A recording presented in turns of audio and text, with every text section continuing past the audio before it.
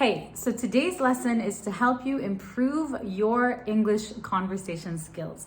So in addition to grammar and vocabulary, it is important to think about the different parts of a conversation. And sometimes we get nervous when we don't really know what to say or how to respond. It happens, especially if you're having a conversation in a language that is not your native language. So in this case, English. So in today's lesson, we are going to look at some techniques and 25 common and useful phrases that you can use in your English conversations. So let's get started. So let's start off with some phrases that you can use when you have not seen someone in a while. So these 4 phrases are for conversations that you're having with people who you know, but it's just been a while since you've met up with them, all right? Now the first one is glad you could make it, glad you could make it, or so glad you could make it, all right? Now this one is for when you have invited this person to an event or you've invited them to meet you and then they said yes. You can say, I'm so glad you could make it, okay? Now make it in this phrase actually means come or attend. So if you say, I'm so glad you could make it, it actually means I'm glad you are here. I'm glad you could come. So this is a nice one. Let's say if you're meeting up with an old friend who you haven't seen, an old friend from college or university or school, and you've invited them to catch up and to have a coffee or to have a drink or to have lunch. As soon as you see them, you can say, hey, I'm so glad you could make it. Next, we have the phrase long time no see. Long time no see. So long time no see is a good one when you run into someone who you know. So you run into an old friend or you run into someone who you haven't seen for a long time. So run into means you see them by chance. You didn't plan to meet them. Maybe you're at the mall or you're at the supermarket, excuse me, and you see someone who you know. You can say, hey, long time no see. A very common and natural phrase. Next we have, it's been a while. It's been a while. So it's been a while is nice because you can use this one when you run into someone or when you have planned to meet them. So when you have not seen them for maybe a few weeks or a few months or even a few years, it doesn't really matter. You just haven't seen them in a long time. You can say, it's been a while. This just means it has been a long time since the last time we met. But that phrase is super long. So instead you can just say, it's been a while. And the fourth one here is to give them a compliment, like you look great, or you look amazing, or you look beautiful, okay? Now, you can also combine this with any of the other phrases. For example, you can say, long time no see, you look great, or it's been a while, you look amazing, or so glad you could make it, you look great, all right? So this last one is a compliment. It's kind of a bonus. You can just throw it in with any of the other phrases, all right? So these 4 are for when you have not seen someone for quite a while. So our next 2 phrases are to express interest and to show the other person that you're listening, you are interested, and you care about what they are telling you. And this is a very big part of carrying a natural conversation. Expressing interest and showing that you actually care and you're actually listening, all right? So there's 2 simple phrases you can use to do this. And the first one is, that must have been, plus an adjective. That must have been, and an adjective. And this one is really good when someone is telling you a story, okay? So let's say you and I meet up and you are telling me a story about something that happened at work and it was super stressful. I can say, that must have been stressful. That must have been stressful. So this is how I am showing that I'm interested, I understood, and expressing empathy, okay? I am empathizing and showing you that I can understand how you felt in that situation, all right? So that must have been, and any adjective. So that must have been stressful. That must have been amazing. That must have been challenging. That must have been incredible, Okay, so this one is great because you can respond to any story or any situation. You just have to change the adjective, of course, depending on the story that the other person is telling you. And next we have wow, that sounds, and an adjective. So wow, that sounds stressful.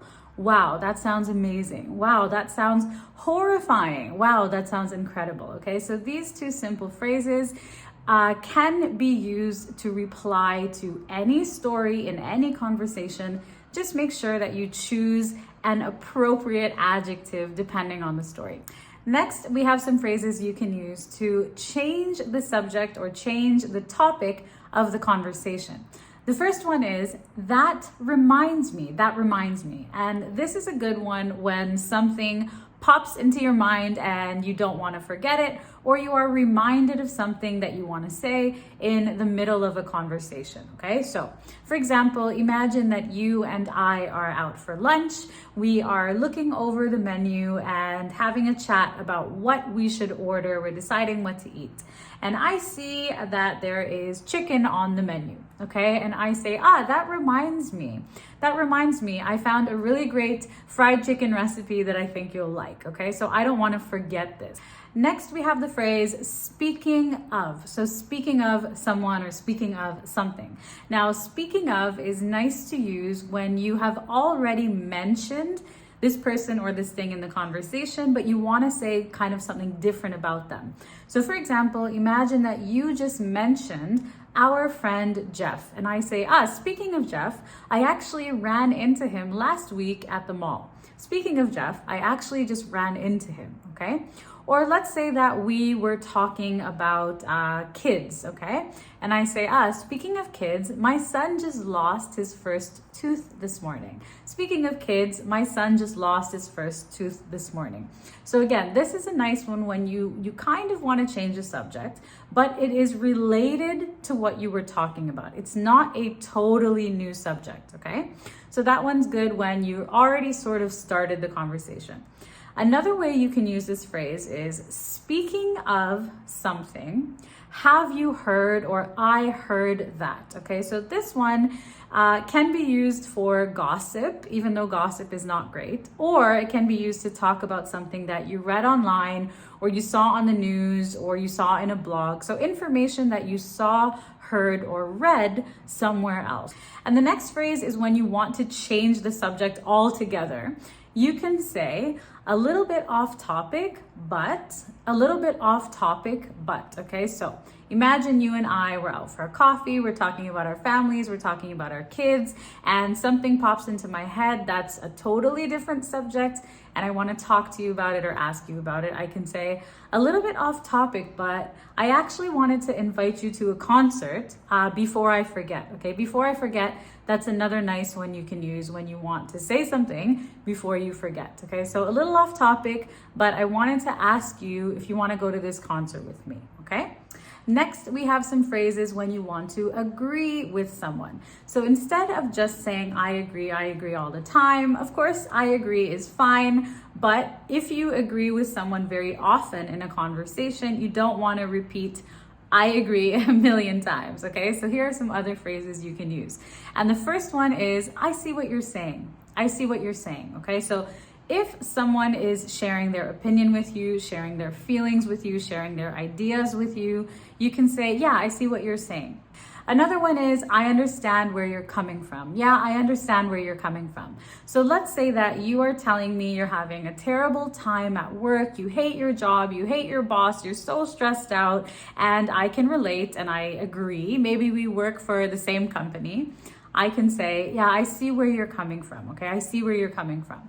Another very simple one is, that makes sense, or makes sense. Just makes sense, okay? So I use this one very often. I say makes sense when I want to let someone know that their idea or their thought process or their logic or their opinion makes sense and I agree with them. And another one is, we're on the same page. We're on the same page. So we're on the same page is actually an idiom, but it's very nice when you want to agree with someone. It just means we have the same view, we have the same opinion, we have the same perspective, Yeah, we're on the same page. So before we continue, you can find all of these phrases and many more in my free ebook, English Conversations Made Simple. I've written this ebook to help you take your English conversation skills to the next level. It's free and you can get your copy by clicking the link just below this lesson. So make sure you grab that right after this lesson and you will find all of these phrases and of course, tons more.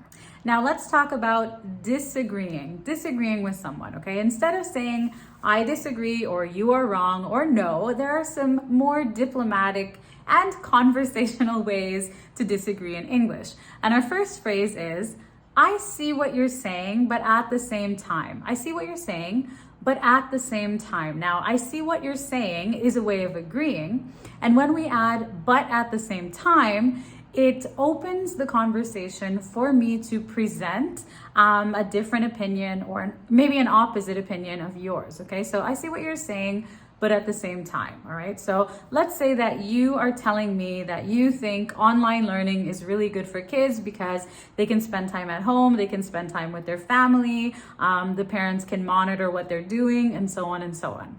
And maybe you present some good arguments, but I don't agree with you. I can say, I see what you're saying, but at the same time, the kids don't have a chance to interact with other kids and they're stuck in front of a screen all day, okay? So I see what you're saying, but. Next we have, I understand where you're coming from, but, okay? It's very similar to the first phrase. I understand where you're coming from, but the kids don't have social interaction and they're stuck in front of a screen. Our next phrase is, that's a fair point, that's a valid point, that's a fair point, or that's a valid point, but I think I'll have to disagree with you on this, okay? Now this one is a little bit formal. It's good for maybe a work meeting or a discussion where you are exchanging ideas and you want to be respectful. You want to disagree in a respectful way. Again, instead of just saying I disagree or no, you can say that's a fair point. That's a valid point. So you're showing respect to the other person's idea, and then you are saying, but I think I'll have to disagree with you on this because, and of course, you should always explain why you disagree. Now, the next phrase is a little more conversational, a little more informal, a little more natural, and it is, I'm not sure about that. I'm not sure about that. Okay, so let's say you tell me your idea. So again, you say, online learning, it's great for kids. And I say, I'm not so sure about that. This is a way of saying, no, I don't think so, okay? It's a less direct way of saying, no, I don't think so, okay? So when you say, I'm not sure about that in English, we understand that you don't agree. You think it's a bad idea. And the last expression or phrase is, let's agree to disagree. Let's agree to disagree. This one is great when you have been debating or discussing a topic for a long time and your opinion is just different. You cannot agree, you cannot come to some kind of agreement and you want the conversation to be over. You can say, you know what, let's agree to disagree. It just means let's acknowledge that we have different opinions, we see this issue a different way, and that's that. And finally, let's look at some phrases for clarifying information. Now, clarifying information just means making sure that you understood it. So you can clarify something when it was a little confusing. You didn't fully understand, maybe because of the language or the vocabulary, or maybe you didn't even, you just didn't hear the information clearly, okay? So the first phrase you can use to clarify is, sorry, I didn't quite catch that. Sorry, I didn't quite catch that. This one is very natural, very conversational. I use it all the time. And it just means I didn't get what you meant. So it can mean I didn't hear you, or it can mean I didn't really understand, okay? So if you're in a conversation and somebody said something and you're confused, you can say, sorry, I didn't catch that. And they will, of course, repeat or explain in a little more detail. Next, we have, could you explain what you mean by? and word, phrase, or idea. Could you explain what you mean by word, phrase, or idea? Okay, so this one is nice for formal or informal conversations. It's good if you didn't understand a specific word, a specific phrase, or just an idea or a point in general, okay? And you need the person to explain a little bit more, all right? So let's say you're at work and someone says, let's do ABC to engage our customers more, okay? And ABC just makes no sense to you. So you say to them, sorry, could you explain what you mean by ABC? And then they will give you some more details and hopefully clarify that idea for you. The next phrase is so you mean. So you mean. Now, so you mean can go at the beginning of a sentence and then you say whatever you understood, okay? So, for example, imagine you are shopping and the sales associate tells you about a sale, but maybe they talk really fast and you didn't understand what they said. You can say, so you mean if I buy this one, I get that one for free, right? So you mean if I buy this, I get this for free, right? Okay, so you mean. Next we have when you say this, do you mean that? Okay, when you say this, do you mean that? All right, so imagine you are talking to a colleague and your colleague says, you're working on a project, you need some material, and your colleague says, we cannot get this material. We cannot get this material, okay? And you need to clarify why you cannot get this material. You can say, when you say we cannot get this material, do you mean it's not available, we can't afford it, or it's not going to arrive in time? Okay, I'll repeat that example. When you say we cannot get this material, do you mean it's not available, we can't afford it, or it's not going to arrive in time? Okay, so when you say this, do you mean this? So this is great when you need some more information, the person has been too general, not specific enough, and you need to clarify.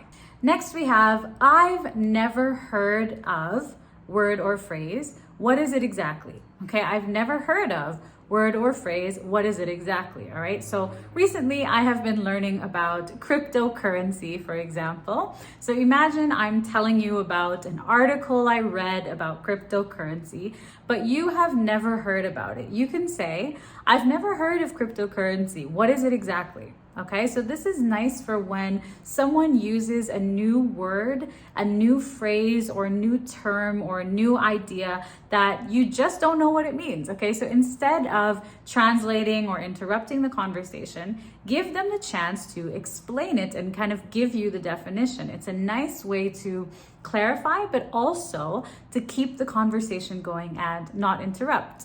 And the next phrase is just to be sure I've understood. And then you say what you've understood, okay? Just to be sure I've understood, and then you summarize or repeat whatever you understood or whatever information you need to clarify. So for example, just to be sure I've understood, you need this application by the end of the week, right? Just to be sure I've understood, you need this application by the end of the week. Now, I use this one all the time. I like it.